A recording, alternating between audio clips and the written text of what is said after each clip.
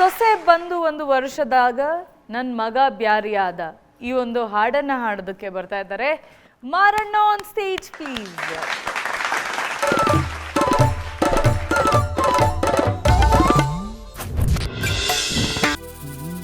ಸೊಸಿ ಬಂದು 1 ವರ್ಷದಾಗ ನನ್ನ ಮಗ ಬ್ಯಾರಿಯಾದ ಮಾರಿ ಚಂದಕ ಮಳ್ಳಾಗಿ ತನ್ನ ತಾಯ ಕರಳ ಕೊಯ್ದ.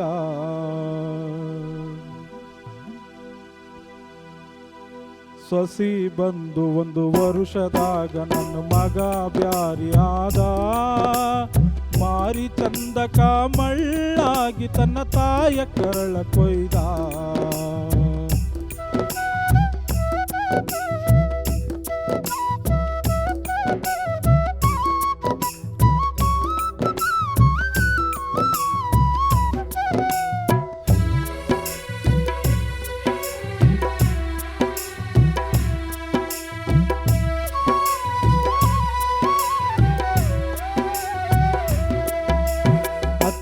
ಎನ್ನುವ ಕಬರಿಲ್ಲೀಗಿಗೆ ಕಾಸಿನ ಕಿಮ್ಮತ್ತ. ಅತ್ತಿ ಎನ್ನುವ ಕಬರಿಲ್ಲೀಗಿಗೆ ಕಾಸಿನ ಕಿಮ್ಮತ್ತ. ತುತ್ತು ಕೂಳಿಗೆ ಅಂಗ ಸಾಕೀಕಿ ಕಳೆಯಲ ಅಂಗ ಒತ್ತ.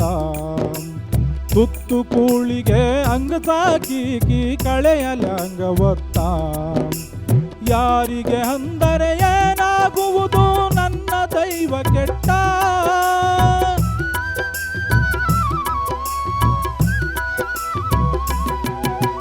ಯಾರಿಗೆ ಅಂದರೆ ಏನಾಗುವುದು ನನ್ನ ದೈವ ಕೆಟ್ಟ.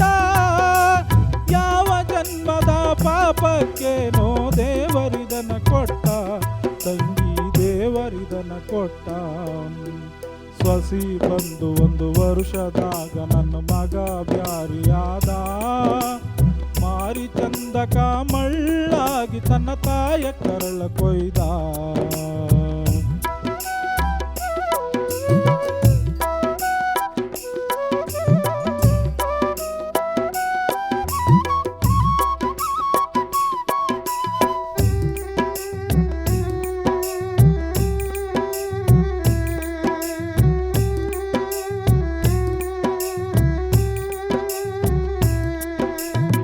ಮಗ ಅಂತ ಸಾಗರ ಬಿದ್ದರ ಮಾರಿತಿರವತಾನ. ಮಗ ಅಂತ ಸಾಗರ ಬಿದ್ದರ ಮಾರಿತಿರವತಾನ. ಅವ್ವ ಅನ್ನೋದು ಮರೆತು ಈಗ ಮುದುಕಿ ಅನ್ನತಾನ. ಅವ್ವ ಅನ್ನೋದು ಮರೆತು ಈಗ ಮುದುಕಿ ಅನ್ನತಾನ. ಮೊಲೆ ಕೊಟ್ಟು ಸಲಹಿದ ತಾಯಿಯ ಮ್ಯಾಲ ಮಗನ ರೀತಿ ಹಿಂಗ.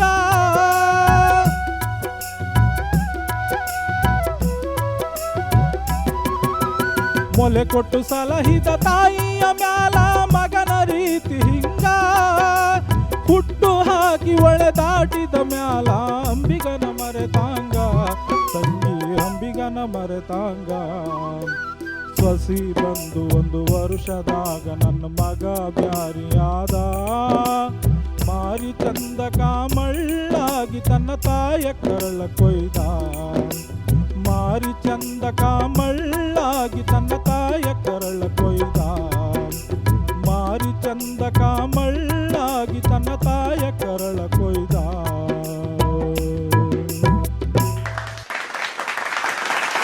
ಸೊಸಿ ಬಂದು 1 ವರ್ಷದಾಗ ನನ್ನ ಮಗ ಮಾರಣ್ಣ ಅವರೇ, ಹೇಳಿ ಮ್ಯಾಮ್. ಈ ತರ ಕಥೆಗಳನ್ನ ನೀವು ಕೇಳಿದ್ದೀರಾ ಯಾವತ್ತಾದ್ರೂ? ತುಂಬಾ ಕೇಳ್ತಾ ಬೆಳೆದಿದ್ದೀನಿ ಮೇಡಮ್, ಜೀವನದಲ್ಲಿ ಅನುಭವಿಸಿದ್ದೀನಲ್ಲ. ಓ ಓಕೆ. ಅರ್ಚನಾ ಮ್ಯಾಮ್ ಸೂಕ್ಷ್ಮವಾಗಿ ಒಂದೇ ಪದದಲ್ಲಿ ಅನುಭವ ಹೇಳ್ಬಿಟ್ರು ಅವರು. ಕೆಲವು ಸಲ ಒಂದು ಪದ ಸಾಕು ಜೀವನದ್ದೆಲ್ಲ ಸಾರವನ್ನು ಹೇಳ್ಬಿಡೋದಕ್ಕೆ. ಕೆಲವು ಸಲ ಮೌನದಲ್ಲೇ ಬಹಳ ಮಾತಾಡ್ಬಿಡ್ತಾರೆ ಜನ. ಕೆಲವರು ಒಂದೇ ಒಂದು ಸೆಂಟೆನ್ಸಲ್ಲಿ ಎಲ್ಲ ಹೇಳ್ಬಿಡ್ತಾರೆ. ಎನಿವೆ, ನೀವು ಸುಖವಾಗಿರಿ ಮಾರಣ್ಣವ್ರೆ. Thanks ma'am. ಹಾಡು ತುಂಬ ಭಾವಪೂರ್ಣವಾಗಿ ಹಾಡಿದ್ರಿ. ಅತ್ತಿ ಎನ್ನುವ ಕಬರಿಲ್ಲೀಕಿಗೆ ಕಾಸಿನ ಕಿಮ್ಮತ್ತ. ತುತ್ತು ಕೂಳಿಗೆ ಅಂಗ ಸಾಕಿ. ಹೈ ಪಿಚ್ ಹೋದಾಗೆಲ್ಲ ಅಂತೂ ತುಂಬಾ ಚೆನ್ನಾಗಿ ಹಾಡಿದ್ರಿ. ಪಲ್ಲವಿಯಲ್ಲಿ ಮಾತ್ರ ನಾನ್ ಕರು ಕೊಯ್ದ ಎಲ್ಲ ಸಲವೂ ಅದು ಲ್ಯಾಂಡು ಫ್ಲ್ಯಾಟ್ ಆಗ್ತಿತ್ತು. ಮಾರಿ ಚಂದಕ ಮಳ್ಳಾಗಿ ತನ್ನ ತಾಯ ಕರಳ ಕೊಯ್ದ. ಇವರೊಬ್ಬರು ಅಪವಾದ, ಎಲ್ಲ ಶಾರ್ಪ್ ಹಾಡ್ತಿದ್ರೆ ಇವರು ಎಲ್ಲೋ ಅಪರೂಪಕ್ಕೆ ಒಂದ್ಸಲಿ ಫ್ಲ್ಯಾಟ್ ಹಾಡ್ಬಿಡ್ತಾರೆ. ಸೊ ಅದೊಂಚೂರು ಗಮನ ಕೊಡಿ. ಯೂಶ್ವಲಿ ನೀವು ಶ್ರುತಿ ತಪ್ತಾ ಇರಲಿಲ್ಲ, ನೀವು ಯಾವಾಗಲೂ ಪಕ್ಕ ಹಾಡ್ತಿದ್ರಿ. ಅಪರೂಪಕ್ಕೆ ಇವತ್ತು ಯಾಕೋ ಸ್ವಲ್ಪ ಶ್ರುತಿ ಅಲ್ಲಿ ಇಲ್ಲಿ ಆಯಿತು. ಆಮೇಲೆ ಈಗ ಈ ಕಾರ್ಯಕ್ರಮದಲ್ಲಿ ನನ್ನ ಅತಿ ದೊಡ್ಡ ಮಹದಾಸೆ ಏನು ಅಂದರೆ ಮಾರಣ್ಣ ಅವರ ಧ್ವನಿಯಲ್ಲಿ ಒಂದು ಹ್ಯಾಪಿ ಸಾಂಗ್ ಕೇಳಬೇಕು ನನಗೆ. ಇವತ್ತು ಅದೇ ಇತ್ತು ಮೇಡಮ್, ಒಲಿದು ಬಾರಮ್ಮಯ್ಯ ಇತ್ತು, ಗೌತಮಿ ಸಿಸ್ಟರ್ ಅವ್ರು ಆಡಿದ್ರು, ಹಂಗಾಗಿ ಚೇಂಜ್ ಮಾಡ್ಕೊಂಡ್ರಾ? Change ಮಾಡ್ಕೊಂಡೆ. ಬೇರೆ ಯಾವುದೂ ಇಲ್ವಾ ಹ್ಯಾಪಿ ಸಾಂಗ್ಸ್ ಹಂಗಾದ್ರೆ? ಇದೆ ಮೇಡಮ್, ಮಾಡ್ತೀವಿ ಅಲ್ವಾ? next ಸಂಚಿಕೆ. ಮುಂದಿನ ದಿನಗಳು, ಯಾಕಂದರೆ ನೀವು ಕನ್ಸಿಸ್ಟೆಂಟ್ಲಿ ಎಲ್ಲ ಸುತ್ತುಗಳಲ್ಲೂ ಸ್ಯಾಡ್ ಸಾಂಗ್ಸನ್ನು ಹಾಡ್ತಾ ಇದ್ದೀರಿ. ಆ್ಯಂಡ್ ಅದು ನಿಮ್ಮ ಧ್ವನಿಗೆ ಸೂಟ್ ಆಗುತ್ತೆ ಕೂಡ. ಐ ಥಿಂಕ್ ಅದು ನಿಮ್ಮ ಕಂಫರ್ಟ್ ಝೋನ್. ಈಗ ನಾವು ಯಾವ ಹಂತಕ್ಕೆ ಬಂದಿದ್ದೀವಿ ಅಂದರೆ ಪ್ರತಿಯೊಬ್ಬರು ಅವರವರ ಕಂಫರ್ಟ್ ಝೋನ್ ಬಿಟ್ಟು ಆಚೆ ಬರಬೇಕು ಅಲ್ವಾ? ಅದೇ ಚಾಲೆಂಜು ಅಲ್ವಾ? ಸೊ ಮುಂದಿನ ಸುತ್ತಿನಲ್ಲಿ ಒಂದು ಮಾರಣ್ಣ ಅವರು ಫುಲ್ ಖುಷಿಯಾಗಿ ನಗ್ನಗ್ತಾ ಒಂದು ಎಲ್ಲರನ್ನೂ ಕುಣಿಸೋವಂಥ ಹಾಡು ಕೇಳಬೇಕು ಅಂತ, ಎನರ್ಜಿ ಇರೋವಂಥದ್ದು ಒಂದು ಹಾಡನ್ನು ಕೇಳಬೇಕು ಅಂತ ನನ್ನ ಆಸೆ. ಖಂಡಿತ. ನಡೆಸ್ಕೊಡ್ತೀರಲ್ವಾ? ಒಳ್ಳೆಯದಾಗಲಿ ಮಾರಣ್ಣ ಅವರೇ. Thank you ma'am. Vemgal sir. ಮಾರಣ್ಣವರೇ, ಹೇಳಿ ಸರ್. ಈ ಹಾಡು ಸಾಹಿತ್ಯ ಯಾರ್ದು ಅಥವಾ ಹಿಂದೆ ಆಡಿರೋದು ಯಾರ್ದನ್ನು ಕೇಳಿದ್ದೀರಾ? ಅಂದರೆ ನಾನು ಹೈಸ್ಕೂಲಲ್ಲಿ ಇದ್ದಾಗ ನಮ್ಮ ಗುರುಗಳು ನನಗೆ ಹೇಳ್ಕೊಟ್ಟಿದ್ದು. ಆಮೇಲೆ ಈ ಸಾಂಗ್ನ BR ಛಾಯಾ ಅವ್ರ ವಾಯ್ಸಲ್ಲಿ ಎಲ್ಲೋ ಕೇಳ್ದಂಗೆ ಇತ್ತು, ಜಾಸ್ತಿ ಕೇಳಿಲ್ಲ. ಅದು ನಮ್ಮ ಗುರುಗಳು ಹೇಳ್ಕೊಟ್ಟಿರೋ ಕಂಠ ಅಲ್ಲ ದಾಟಿ ಮರ್ತೋಗುತ್ತೆ ಅಂತೇಳಿ ಯಾವತ್ತೂ ಕೇಳಿಲ್ಲ ಅದು ನಾನು. ಬಟ್ ಭಾಳ ಸುಪ್ರಸಿದ್ಧ ಗೀತೆ ಇದು, ಈ ಹಾಡಂತೂ. ಒಂದು ಕಡೆ ಮಗ ತಾಯಿಯನ್ನು ಭಾಳ ಚಂದ ನೋಡ್ಕೊಳ್ತಾರೆ, ಸಾಯೋವರೆಗೂ ನೋಡ್ಕೊಳ್ಳೋಂಥ ಘಟನೆಗಳು ಇದೆ.